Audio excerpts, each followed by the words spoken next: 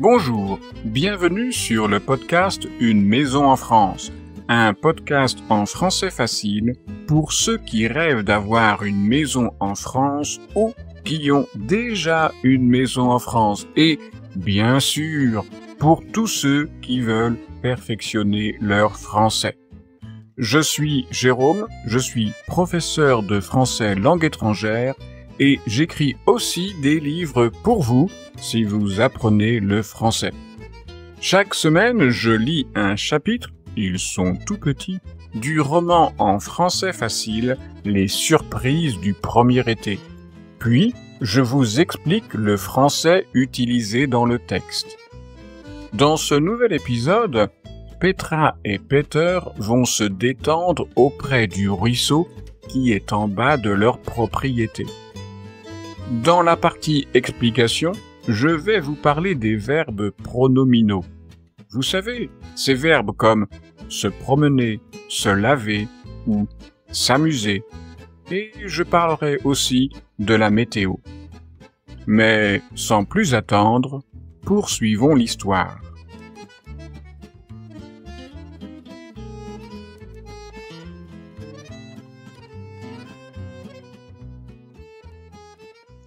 Petra et Peter ont trouvé un beau canapé, solide et pas trop cher. Ils peuvent installer le canapé dans le salon. Encore 2 fauteuils, une table basse, un tapis, une bibliothèque, peut-être un buffet, quelques cadres au mur et la pièce sera parfaite.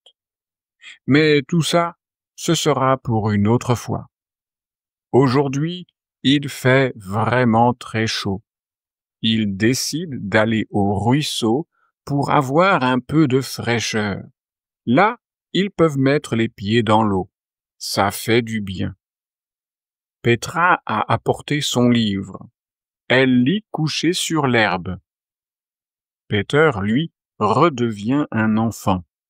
Il s'amuse à construire un barrage avec les pierres du ruisseau. Après une petite heure, il a construit un beau barrage. Le barrage a créé un petit bassin. C'est une sorte de mini-piscine. Peter se déshabille. Il est tout nu. Personne ne peut le voir, sauf Petra, évidemment. Et Peter se couche dans l'eau du petit bassin. C'est froid, mais ça fait du bien. Petra hésite. Puis elle craque. Il fait si chaud. Elle se déshabille aussi et, toute nue, elle va se baigner.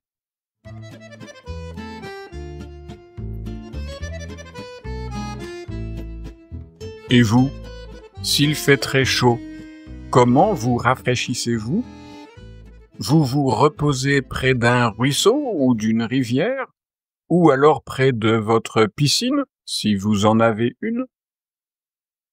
Se rafraîchir, se reposer. Ce sont des verbes pronominaux. Vous savez, ces verbes avec un pronom supplémentaire qui complique la conjugaison. Dans le texte que je viens de lire, il y a d'autres verbes pronominaux. Réécoutons les phrases suivantes. Il s'amuse à construire un barrage avec les pierres du ruisseau. Peter se déshabille. Et Peter se couche dans l'eau du petit bassin. Il fait si chaud, elle se déshabille aussi et toute nue, elle va se baigner. Rappelez-vous, j'ai déjà un peu parlé de ce type de verbe à l'épisode 4 de ce podcast, avec le verbe se promener. Les verbes pronominaux sont toujours accompagnés de ce que l'on appelle un pronom réfléchi. Ce côté réfléchi, ou mieux dit réflexif, indique en fait que le sujet du verbe fait l'action sur lui-même. Si je dis « Jean lave la voiture », je dis que Jean est en train de faire une action sur la voiture. Il lave la voiture.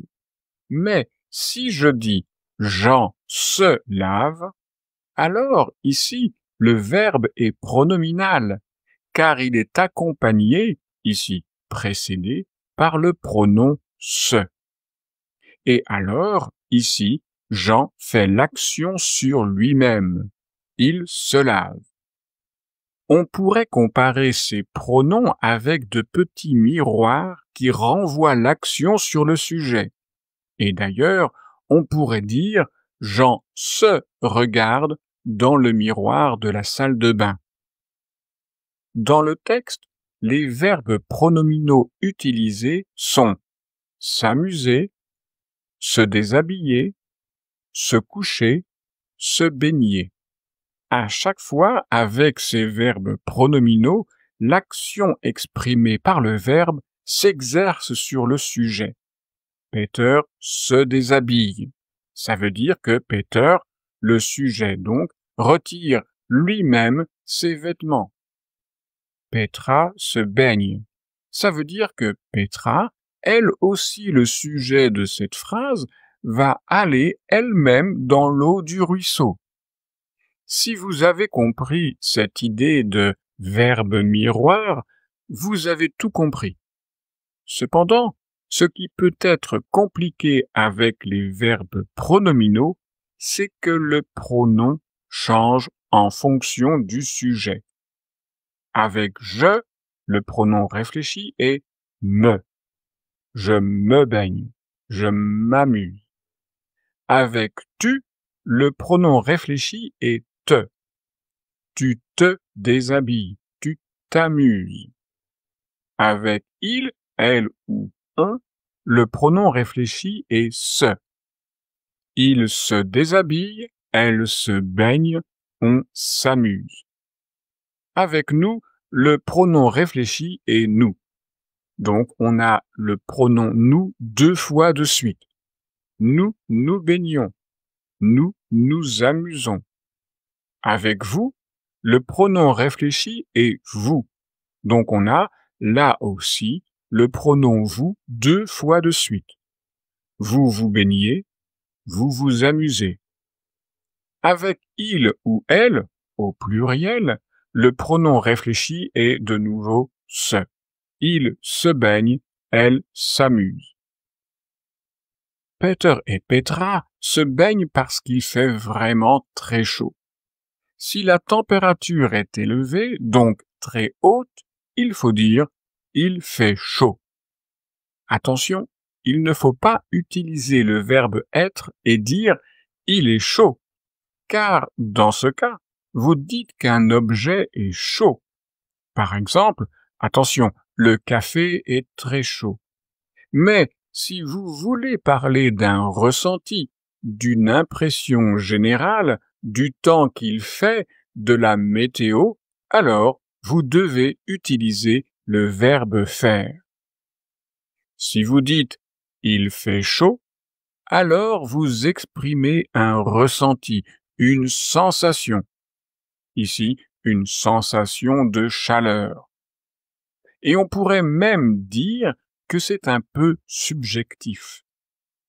Pour parler du temps qu'il fait, de la météo, on utilise beaucoup cette construction il fait avec un adjectif.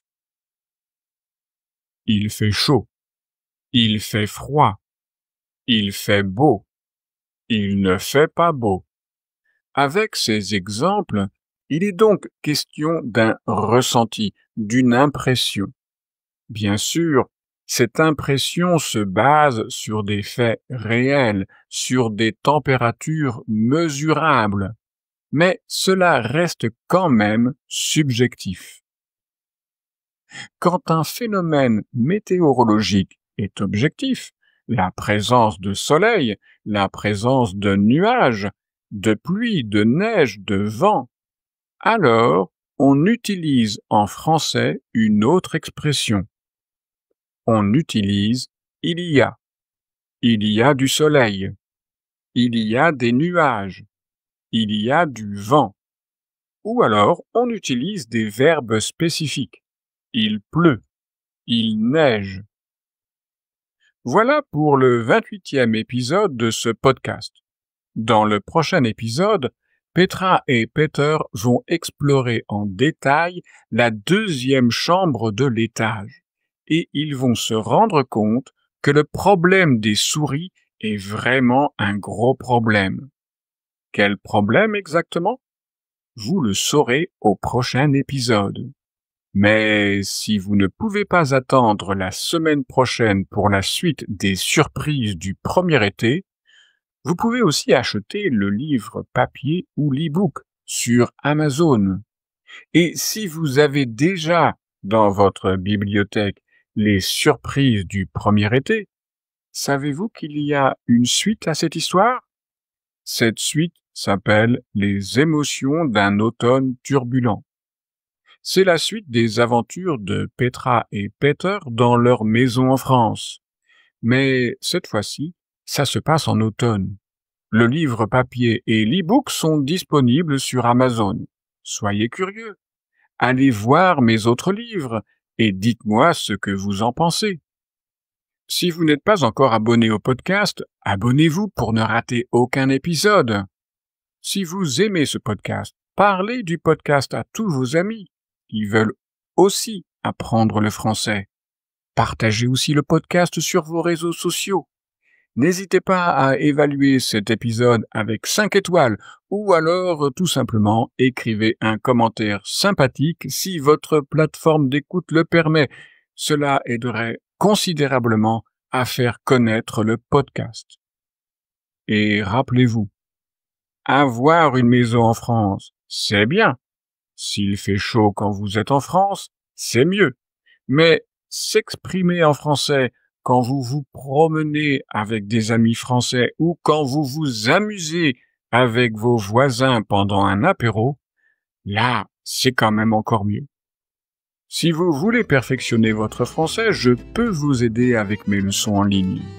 Pour en savoir plus, vous trouverez mon adresse email et mon site internet dans la description de cet épisode. Au revoir!